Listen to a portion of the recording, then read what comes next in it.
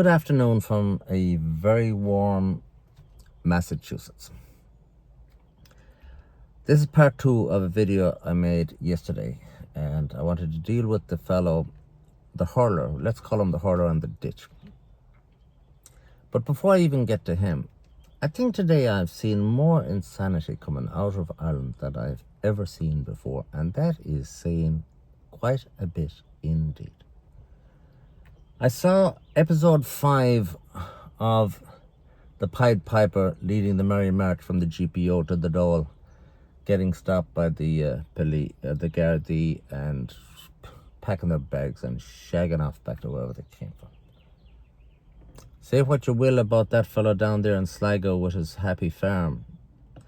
He called these guys out a long time ago, and it's time for this insanity to stop.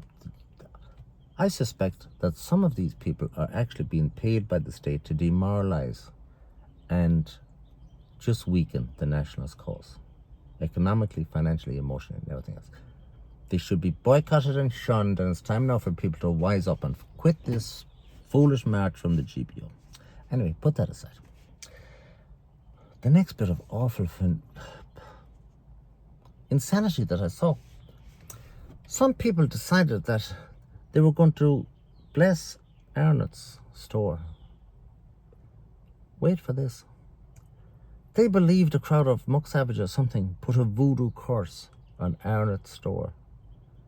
And they went up with holy water from Knock and crucifix blessed by the Virgin Mary herself, maybe, for all I know.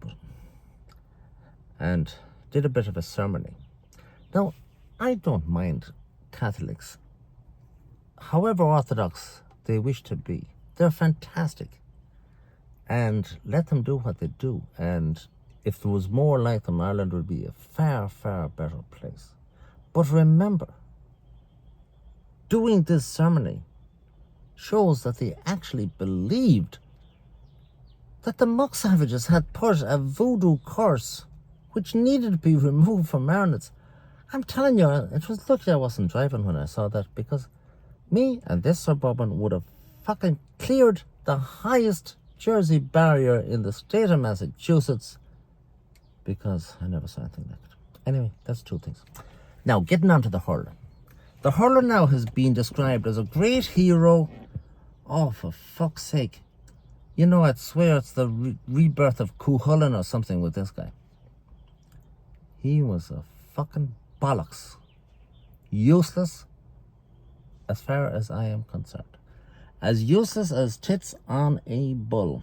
Somebody remarked to me, a boar, meaning a male pig. I replied, it's too bad there's not more boars as in South Africa and or in Ireland, because those fucking guys knew how to deal with business. Anyway, this guy. We will have to assume, despite his unusual name, that he is a Catholic, because otherwise he wouldn't have had a hurley. There's a man on the ground getting his throat cut by a muck savage. People are shouting, people are screaming, people are doing all sorts of things. This fellow ran out with a hurley, and when I'm watching the video, I says, okay, good. It's all over. One belt of a hurley, and that's it for the muck savage, and perhaps the man might be saved. What did the person do? He ran out and he hit not with the narrow end of the hurley, which is lethal either side of it, but instead of that he hit with the broad flat side of the hurley. 3 blows with very little power. I would describe them as taps, hoping that the fellow would roll off him or what, or stop or get up. You could hear the bounce off his thick skull. It didn't knock a fucking feather out of him. It didn't even draw blood. A person's grandmother would have done better. Okay. So, he just stood there, then the camera veered away, then it veered back again. Somebody in the background says, hit him, hit him, hit him. fucking guy is getting stabbed and knifed and cut, his nose cut off, and this bollocks with the hurl is standing there over him. And mark my words, every fucking donkey in Ireland that's talking about him being a hero had better go back and watch the video again. People will see what they want to see. Reality makes no difference whatsoever to most people. They will see what they want to see, even though it's plain to see that it's different. They wouldn't take it. Somebody says, hit him again. Do something. The fucking guy is being fucking butchered. Do you know what this bollocks with the hurl said? It's on the video. Listen to it. I can't hit him in the head. Oh, Jesus, when I heard this. When I heard this, I knew that fucking useless prick is a metaphor. If you know what a metaphor is. I don't know what you know anymore. It's a metaphor for the state of mentality in Ireland. It's a totally fucking emasculated, castrated, reduced, brainwashed, fuddled and muddled society that they cannot even think straight. He was afraid of hurting, injuring, or killing the muck savage. He was afraid of getting into trouble with the law. The cowardly prick. Well, if that was anybody related to me, I'd be coming after him with his hurl, and he'd need more than a hurl to deal with me when he's coming after him. What anybody should have done in that situation, I'm just waving at the neighbour. What anybody should have done in that situation was to go out and just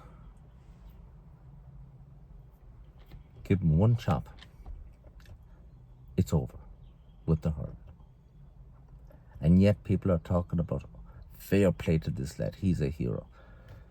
He just epitomizes the state of Ireland today. Ireland is weak. They're cowardly. They are useless. Everybody's afraid of doing everything. Even this stupid march today. I suggested to the man who's afraid to admit that it was he that organized it, what are you doing? Why don't you go down and protest outside a TD's house? He says, no, that's against the law. I says, what the fuck are you talking about against the law? The country's being destroyed and you're worried about getting a $20 fine or a £50 fine or whatever. Instead of that, he's walking around Dublin City just holding up traffic and making a fool out of the whole fucking lot of us. I'm telling you, today took the biscuit from everything I have seen. The fellow with the hurl, he's no hero. He's a cowardly bollocks. If that was me, I would have gone out there and it would be over. I would have instantly stopped the attack on the Irish fellow on the ground. Whatever injuries he had at that stage, he sustained. But he wouldn't have sustained any more if it was me with a hurl, or anybody else for that matter that's out here in the States that hasn't. I don't know what happened down it in the last 40 years. They have just gone. They have been totally brainwashed. Go out there. I've seen more vicious fights outside taverns in South Boston than I saw, and the fellow getting killed. Oh my goodness. I'm at my wit's end. Now, getting back to the reaction of the people, this fellow with the hurl, it had to happen. Well, I assume it happened in the Catholic neighbourhoods. But yet, I see a lot of people out, and I see a lot of Union Jacks. So I'm led to believe that the people in Northern Ireland that are taking things in hand are Unionists. Okay? There's fools in Ireland talking about the butcher's apron. Forget about the butcher's apron and fucking worry about the butchers that are fucking butchering the Irish people instead of the butcher's apron. It's not the English that are butchering the Irish. Cromwell? For those that don't know, Cromwell was in the year 1651 approximately. The rebellion broke out there, Civil War broke out. 1651, did I say 1651? The Civil War in England was over in 1649. Came back to Ireland in 1651. These people are talking about some bullshit that was horrendous indeed, but there's been a lot of horrendous bullshit in the 4 fucking 100 years, but since then, they're talking about the butcher's apron, and they're talking about Bloody Sunday, and they're talking about the Black and Tens and Galway, and they're talking about everything. Let's fast forward to 2026 and talk about the butchers that are butchering the people, and fucking forget about the butcher's apron, and forget about the 32 counties. You don't even have one county, not mind 32 counties. You fucking pricks. You're just a fucking province of the EU. Talking about 32 counties, my fucking arse. Now, the unionists are of a different metal, indeed.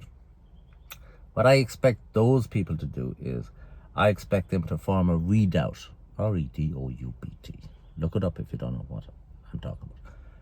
Of maybe Antrim and down, parts of Tyrone, Northern Ireland, whatever.